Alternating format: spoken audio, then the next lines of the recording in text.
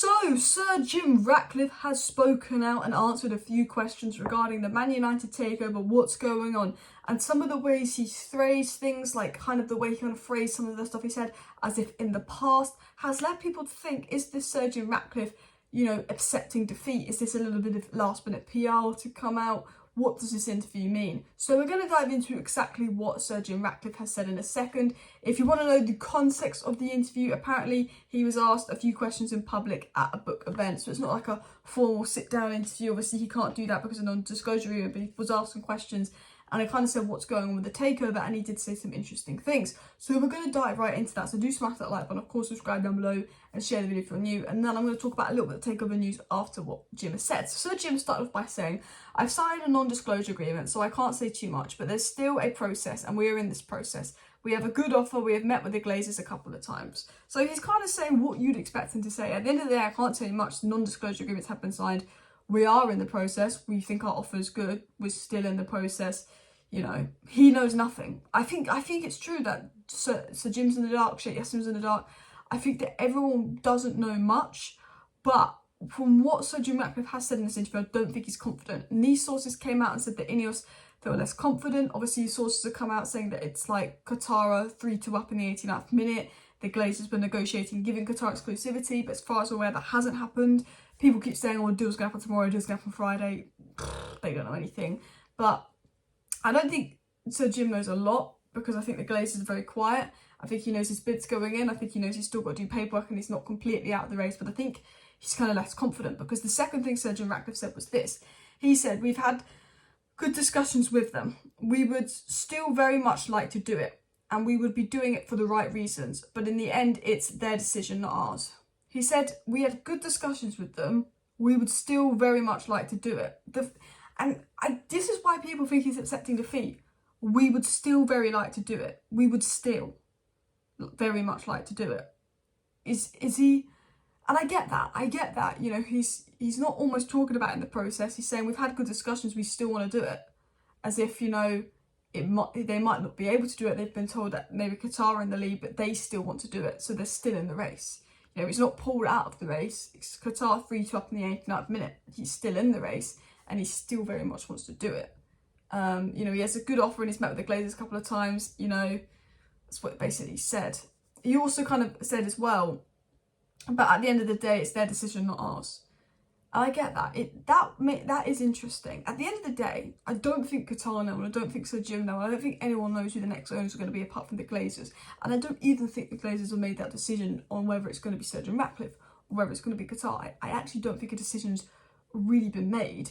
But I think from what we're hearing from credible sources, some things that come out, it's like they've been having more talks with Qatar.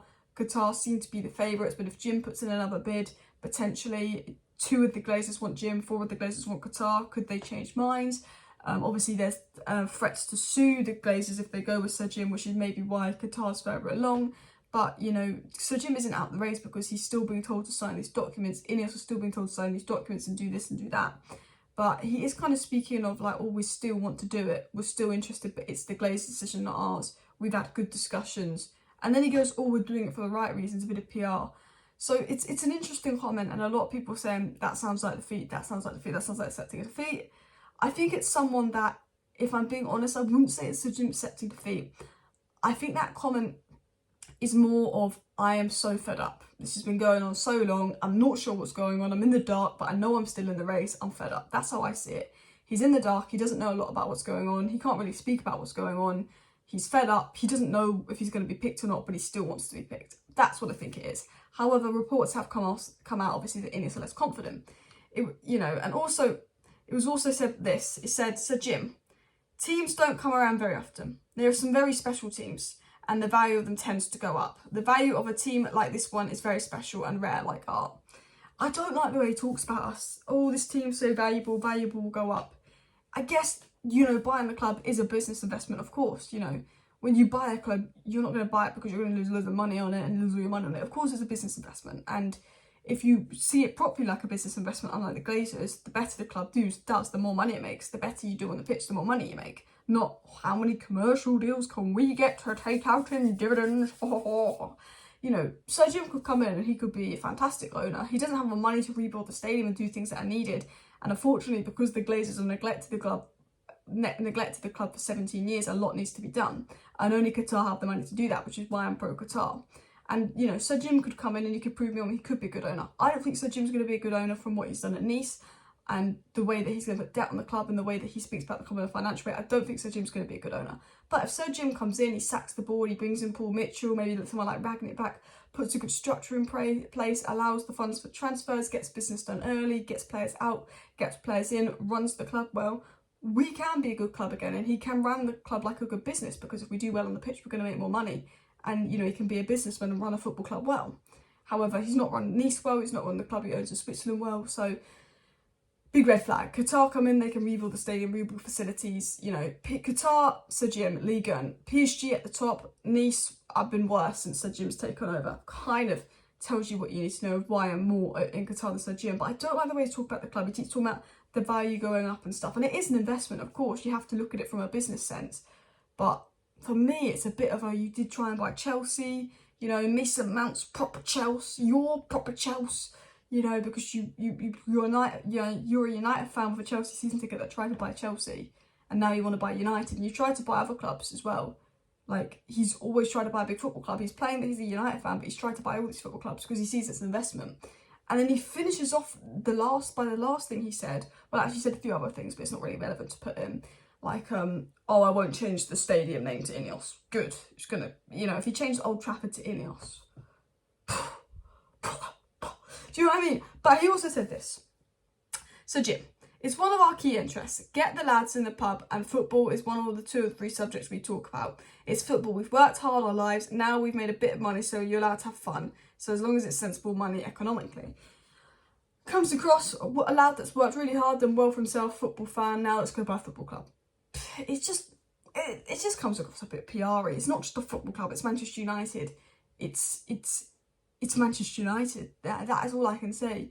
You know, yes, it's a business investment, and, you know, but it also should be, I want to make this club the best team in the world again. You know, people saying Sir Jim coming out with PR because he knows he's lost. No, Sir Jim has asked these questions at business event. I think that Qatar are in the lead, and I think that Sir Jim isn't speaking with utter confidence, but that could just be because in the dark of the situation. You know, I think, I'll be honest with you, I'll just get red flags for Sir Jim. I really will.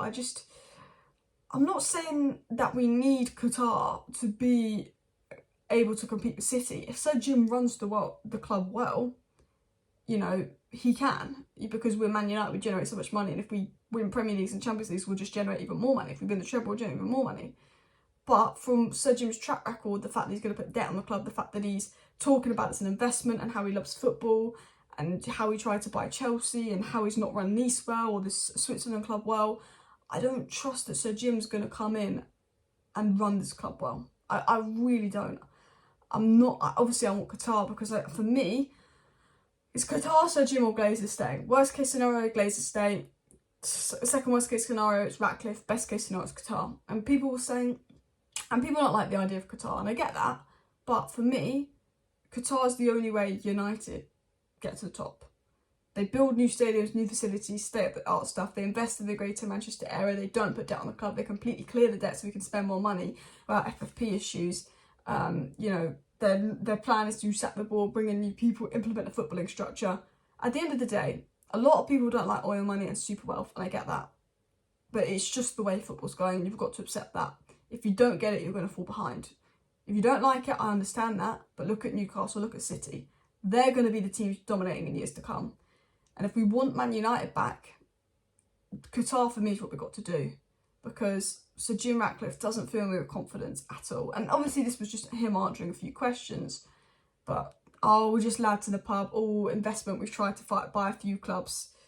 Like, for me, to own Man United, you've got to be we want Man United, we're going to make it the best club in the world, and that is our focus. And we're going to build a new stadium and do this and do that, and we're going to be the best at everything. Women's team, men's team, academy, like City have done. I don't think you get Sir Jim. But going back to the point, has Sir Jim accepted defeat? Didn't talk with much confidence. Did say we'd still like to buy United as if he's not going to buy United, but he still wants to buy United, still wants to buy a football club. However, I think he's in the dark. I think he's feeling less confident because he's in the dark, but I don't think he's out of the race. But I think, you know, he doesn't come across super confident. Anyway, I hope it wasn't too repetitive and blubbering and repeating myself, but I'm going to be back later with a video on Onana, and we're going to talk about Mason Mount's first interview as a United player and more. So please do subscribe for that. Smash the like, smash the subscribe. Thank you for watching. See you next time. Bye.